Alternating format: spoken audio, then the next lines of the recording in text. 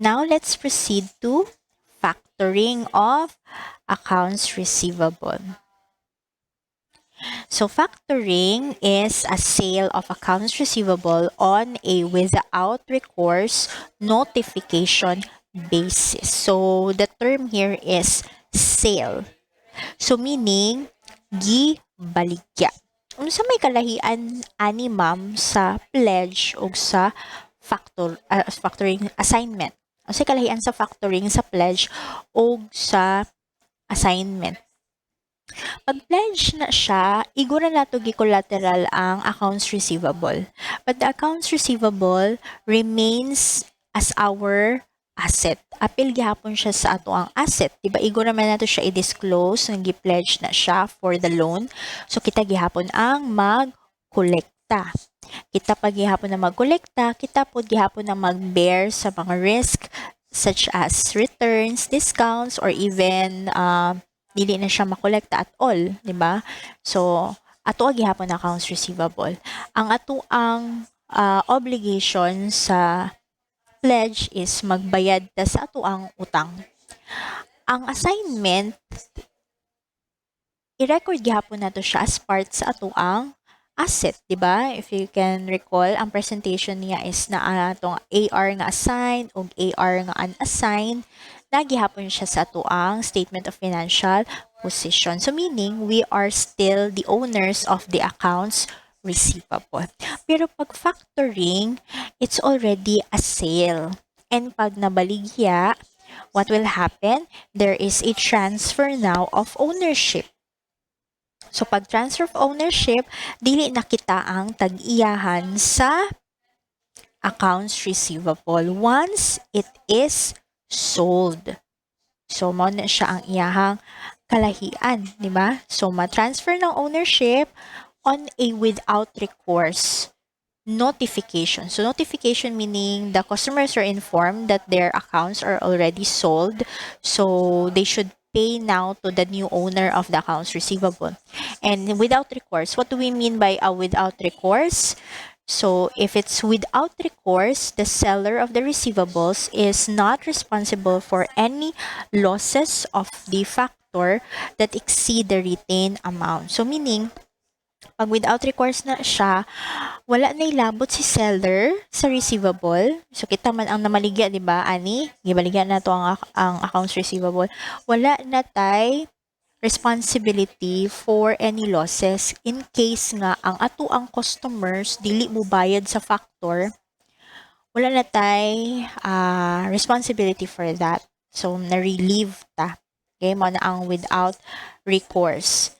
If it's with a recourse, the seller of the receivables will be responsible for paying to the factor any bad debts in full. So, kung with recourse po siya, opposite, kung di mo bayad ang customer nato, ano customer nato man ma'am? Eh di ba, ato man tong accounts receivable and then nag-need ta og money so atong gibaligya ang accounts receivable. So, pag baligya, na-transfer na to another entity. So, kita ang seller sa receivable. Na maligya ta sa receivable. Unya, what if ang customer nako, di ba originally ako aman tong customer, wala mo bayad adtong factor, adtong gibaligyaan nako.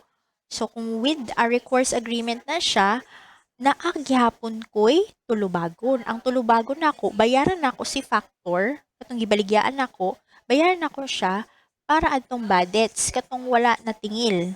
Okay? So, dili ko relieved, wala ko nakatakas sa responsibility kung with recourse. But if it is without recourse, since it's without recourse, so wala na responsibility in case of failure of payment by the customer. So in a factoring arrangement, the entity sells accounts receivable to a bank or finance entity which is called a factor. So there is a transfer of ownership of the accounts receivable to the factor who then assumes responsibility for the uncollectible accounts. Muna siya tong without recourse.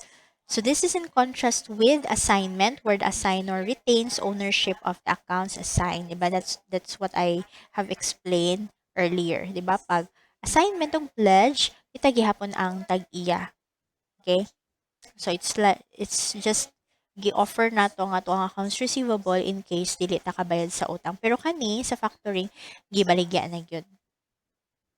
So the factor here, 'di ba, the factor is the finance entity kung asa nato gibaligya ang ato ang accounts receivable. So buyer siya sa accounts receivable, siya ang mag-keep sa record sa receivable kasi yan na may tag-iya and siya pud ang magkolekta sa accounts. And again, siya ang responsibility for any uncollectible accounts. So kita, kay without recourse man siya, wala na tay responsibility in case dili mo tunong ang atuang customer. Di ba kita may original nga seller ato or provider of the service. So, kung di mo bayad ang customer nato sa katong factor, adto naman di ba sila bayad sa factor. Kung di mo bayad ang customer adto sa factor, so wala na tay labot adto.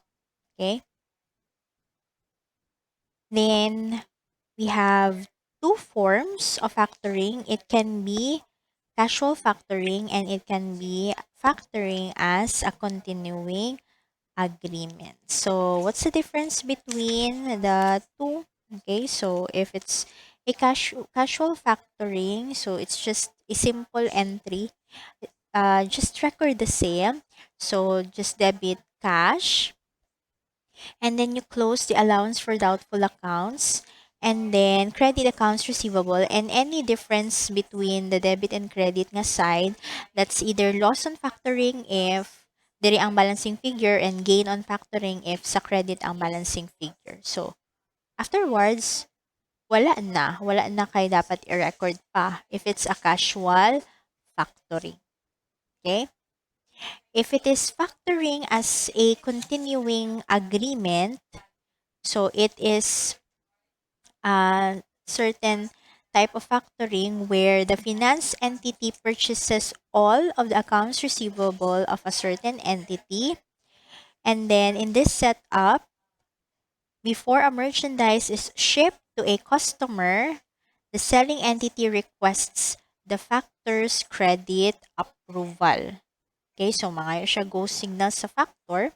If it's approved, the account is sold immediately to the factor after shipment of the goods. The factor then assumes the credit function as well as the collection function. So for compensation, typically the factor will charge commission or a factoring fee of 5% to 20% for its services of credit approval, billing, collecting, and assuming uncollectible factored accounts. Moreover, the factor may withhold a predetermined amount as a protection against customer returns and allowances and other special adjustments. So that's why there's a slight difference between the casual factoring and the factoring as continuing agreement in terms of the entries. And this amount, the predetermined amount, which is used as protection against returns and allowances, is called as the factor's holdback, or it could also be called as receivable from factor. And this is classified under current asset. Okay, kani siya, receivable from factor. So now, the entry would involve the cash received. So, mo na siya net na siya after we deduct the sales discount, the loss on factoring, and then we have the factor's holdback or the receivable from factor. So, pares na siya. And then we credit the accounts receivable. So, the net amount, pag human gideduct ng mga kaning sales discount, loss on factoring, and receivable from factor, that would be your cash. Then, if there is a sales return, so there would be entry, that's debit sales return. So, kita gihapon mag-record ani, kita nga nagmaligya sa accounts receivable, i-record gihapon nato ni siya. But only the sales returns, and then there's sales discount, and then receivable from factor. And then once we settle with the factor after the collection of all factored accounts, so we debit cash and then iuli sa ato atong receivable from factor. So katong gi-withhold nga money mabalik sa ato. pag nabayaran na sa ato ang customers ang ilahang mga utang ngadto sa factor. Kaya di ba, adto naman sila mobayad dito sa factor. So paniguro ni siya sa factor nga in kaso og na yung mga returns nga na yung mga allowances, so ani niya i-charge. Pero pag nakolekta na niya tanan, ibalik na niya kanang holdback ngadto sa ato. If you like this video, don't forget to click like, subscribe, and hit the notification bell to be updated with the latest video lessons. Thank you for watching.